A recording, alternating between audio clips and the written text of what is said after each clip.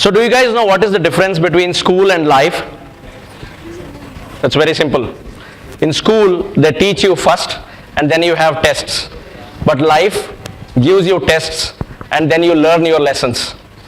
Today I'm going to share all the life lessons that I have learned as an entrepreneur, as a struggling entrepreneur, how we build large companies, how we build large campaigns, and leave you with the thoughts or life lessons that I have learned. Life has been extremely kind with me. I have learned many life lessons as an entrepreneur, as a student. So let me take you back 18 years.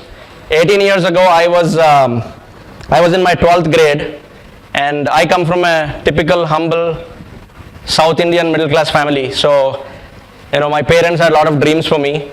My mom wanted me to be a doctor. She wanted me to be a cardiologist in specific. My dad wanted me to be a software engineer, a successful software engineer. My brother wanted me to be a top cop. He maybe was inspired by the Indian movies, so he wanted me to be an IPS and an officer. And all I wanted was to, sit back, relax, and enjoy in my life. I'll give you a snapshot of what kind of student I was. I'm absolutely, in love with the guys who sit in the last benches because that's where I belonged. So my marks were something like this: 8th standard, 36%, 9th standard, 41%, 10th standard, 51%, 11th standard, 50%, 12th standard, 50%. I somehow barely managed to get into an engineering college. You guys are extremely lucky you're studying in a great institution like this. I got into a rural engineering college because my entrance ranking was like a phone number. So I got into a computer science engineering. First semester, M1 computer science, basic electronics and few other subjects backlog. Second semester, 3 more backlogs. So I had very less hopes of going to the next semester. But life has its own way of teaching lessons. 8th of August, year 2002, we just finished our dinner at 10:30 in the night, and my mom had a severe cardiac arrest. She had a heart attack, and it was extremely tragic. Coming from a very humble family, we never had a four-wheeler. All we had was a very old 1960 model Bajaj Chetak, and I had to literally tie my mom to me and then drive to the nearest hospital. The hospital was 40 miles away from my house, and while I was driving, tears were rolling down my eyes, and the only prayer I had was, God, save my mom. I didn't want my mom to die, and we somehow managed to reach hospital in 45 minutes. We rushed her to the emergency ward, the ICU ward, and after 20 minutes, doctor came out, and in the same way you see in most of the Bollywood movies, he came out and said, you brought your mom just in time. 5 more minutes delay, she wouldn't have survived. So I was thankful to God that my mom survived. Next day morning, my mom was in ICU. I went, met her. She had tears in her eyes. When I asked, why are you sad? You have survived, you have made it. She said, I'm sad for you because you are not living a life of purpose. She said, you are just living a life where people will not even know that you ever existed and walked on this planet. So that day was very sad. Even today when I remember, I get tears in my eyes. It was very, very, emotional day for me, and that's the day I decided I will become somebody whom people will remember and recollect who walked on this earth. There was no looking back after that. 3rd semester, I managed to clear all my backlogs, passed my 3rd semester. From 4th semester to 8th semester, I accumulated 21 gold medals. I knew in engineering all I had to do was take the textbook and by heart the whole damn thing, right from the index all the way to the glossary. So it was a very nice experience, because being somebody who has never crossed 50% in their life to receiving 21 gold medals, and obviously I was also the best student of the college, best outgoing student. People were surprised, my HODs, my professors, and today whatever I am, I owe it to all of them. One thing that I want to humbly urge everybody is lecturers and teachers are the ones who will make and shape what you grow up to become. So I finished engineering. Most of you guys, or at least some of you guys will agree with me, we are very good in by-hearting being Indians. So I by-hearted every damn thing. First day of campus recruitment happened in my college. HP Invent, Hewlett Packard was the MNC. Obviously with 21 gold medals in my kitty and 85%, 89% of aggregate, what do you expect? I got a job. I got selected as device driver programmer with HP for a salary of 3 lakh rupees per annum. My salary was more than what my dad was earning, so everybody was very proud at my house. I was super excited. Back in those days, we didn't have the luxury of all these selfie cameras and social media. The only social media that was just bubbling up was Orkut. So I took a lot of pictures, posted the status saying, great and proud to be a software engineer, happy to be selected in HP Invent and all of that. Went and joined my first job. First 45 days in any corporate is your training period. Again, I by-hearted whole damn thing in the training, and I was like the topper in the batch. Everybody thought this guy is the best software engineer who will walk on the planet. 45 days later, we went live on the floor. My assignment was to write the first device driver program. I wrote a 306-line program which had 840 errors. My program was executed and the whole printer, scanner and copier machine crashed. And my manager and everybody was like surprised, because they knew that I had all these gold medals, great grades, but I was not doing well as a programmer. Days passed, my programming skills continued to deteriorate. I was not able to make it. So my manager once called me to his cabin and said, Raghav, I have to put you on PIP program. PIP is a nice way of saying performance improvement program, where they are going to fire you after 30 days. And I didn't know what it meant. I was very innocent. I thought PIP is a great program that company has selected me. I went to Orkut and updated saying, only guy from my batch to be selected in PIP. I'm feeling extremely proud. Updated it. My manager got the notification. He called me to his room and fired me the same day. He said, walk out. So that was a very emotional moment. I was awestruck. I had no idea what I'll do with my life. I had no clue. I started applying to all other companies in India in IT. I mean, almost every company on the planet I might have applied. And everybody in the programming tests I used to fail miserably. That's when one of my friend came to me and said, Raghav, since you are very good in by-hearting, why don't you by-heart all the past year CAT examination papers and see if you can do an MBA. So that's how I went to a CAT coaching. I was one among the top 10 students of that year, got into a premium business school in India. So I went, did my 2 years of engineering, and after the 2 years of engineering, again the same big day happened. There was a campus recruitment. And then in the campus recruitment, this time it was Google. So I was hired in Google for a very respectable role for unbelievable amount of salary. I mean, I was so happy. I mean, I didn't even imagine that there would be something so insane in terms of salary and in terms of perks. So friends, the first lesson I learned is actually, I mean, it has two parts to it. Number one, in life, if things go as per your plan, it is good. If they are not going as per your plan, it is great, because God is scripting a better story for you. Number one. And number two, never give up hard work. All that you have to do and all that you are capable to do is work extra hard, and things will fall in place. So life was great. I was enjoying my time in Google, and I'm sure most of you in the room know the Google culture. You wear t-shirts, you wear shorts, you go to work, you wear chappals and go, nobody cares. So it was a phenomenal life I was enjoying. We were buying properties, we were buying cars because of the the very liberal salary that Google offered. One day my dad told, I want to take you out on a walk. In South India, if your father says, I want to take you on a walk, which means he is mighty upset with you. My dad took me out for a walk, and then he said, I hope you realize we are from family of priests. I come from a town called Mantralayam, and we are from the family of priests. He said, I hope you remember we are from family of priests. I said, yes, I do. He's like, I hope you're not doing anything that is anti-national, anti-social, anti-ethical and all of that. I had no clue what he was talking. So I said, no, I'm not doing any of those. I'm just doing a job as a software engineer. So my dad said, I'm very curious, how come you go to your job on a very unpleasant dressings, you go on shorts, you go in round neck t-shirts, and nobody's even bothered. You don't shave for days together. Whereas Sharma uncle and Naidu uncle's sons, they go in tie every day because they used to work for Wipro, Infosys and likes of the world. So they were always well dressed and very well.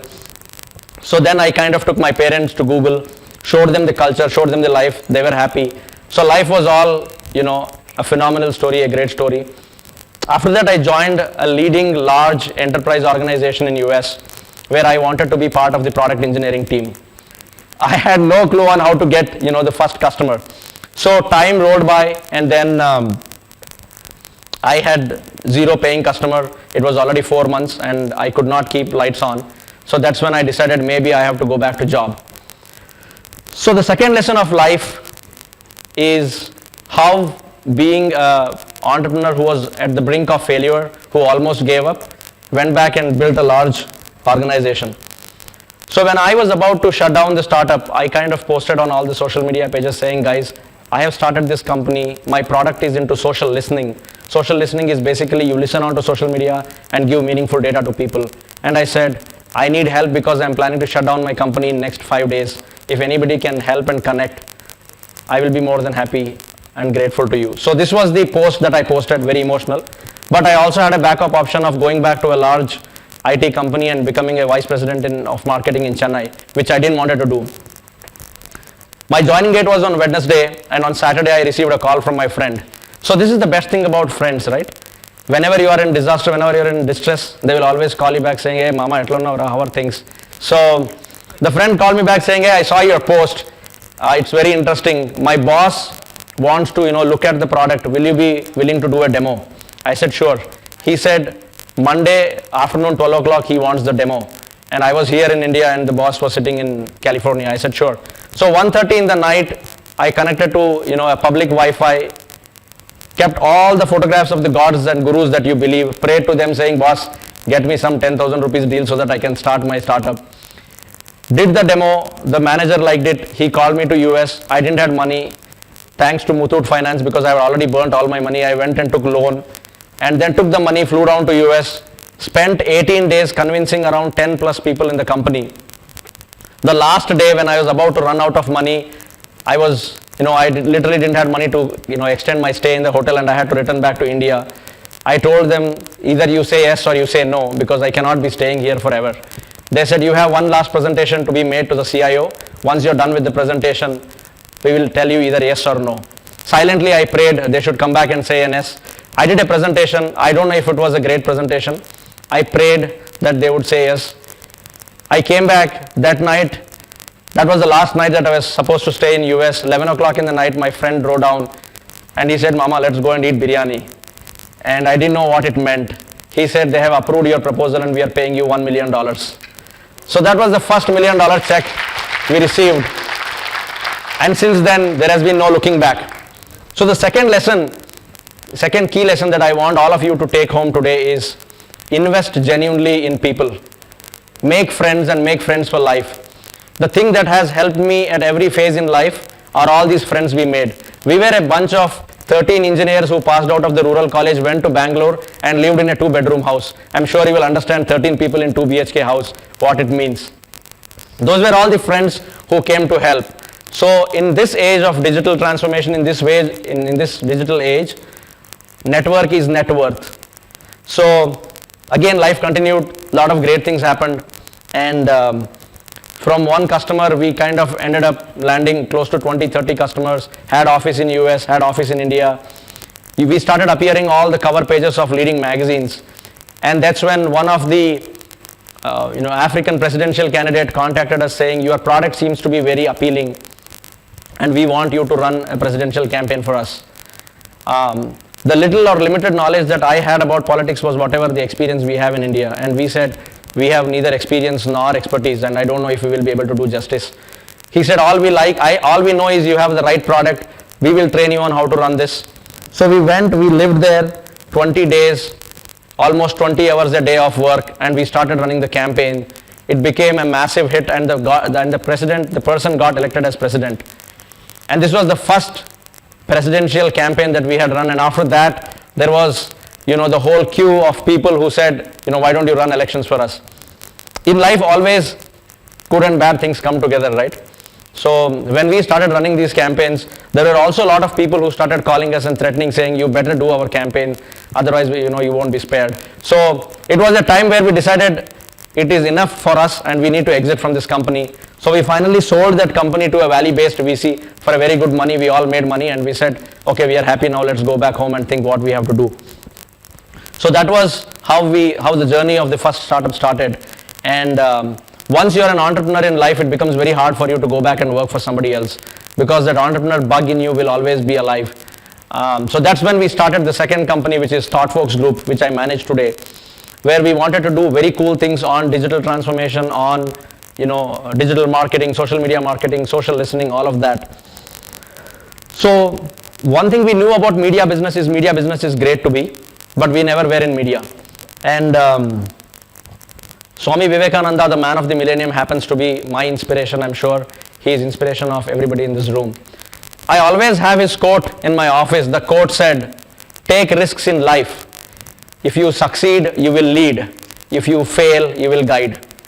So I was always aware that if you want to do something big in life, you have to be always ready to take risks. I'm sure most of us have also read the biographies. If not, I would strongly urge you to go out and read all the great people, whether it is Steve Jobs, Bill Gates, Richard Branson. One thing that is common amongst all of these entrepreneurs is the risk-taking appetite. So we were working with a very large Fortune 100 company, and we were working on their PR campaign for Asia. And they were doing a very prestigious product launch. Everything was set. 4 weeks from now, we were supposed to do the product launch. We were the only company or the only agency that was managing the whole thing. The CEO of that company had specifically written to me saying, "This is the most ambitious project for us, and I don't want any type of goof-ups." I knew it was important for them. And just 3 weeks before the campaign, the media house that we were working with backed out. They said, "I'm sorry, we cannot carry this story because we have an agreement with their competitor, and if we take this agreement, then probably we will not be able to work with them." Long story short, we were left clueless and we didn't know what to do. So we went back to drawing board. There are only two options. One, convince some other media house to take this up, or build your own media house. And what we did was, we went and built a media house. So in 4 weeks, 20 hours a day, 35 people in my team, day and night, we did not even return back home. We worked on a media platform. We did the launch. The launch was so phenomenal. The customer funded us first $1 million to start a media company. Today, we run that media company in 6 countries, in 3 languages, and we own print and television media. So the bottom line is, take risks. That is when you will succeed. Thank you so much. Thanks a lot. It was great interacting with all of you.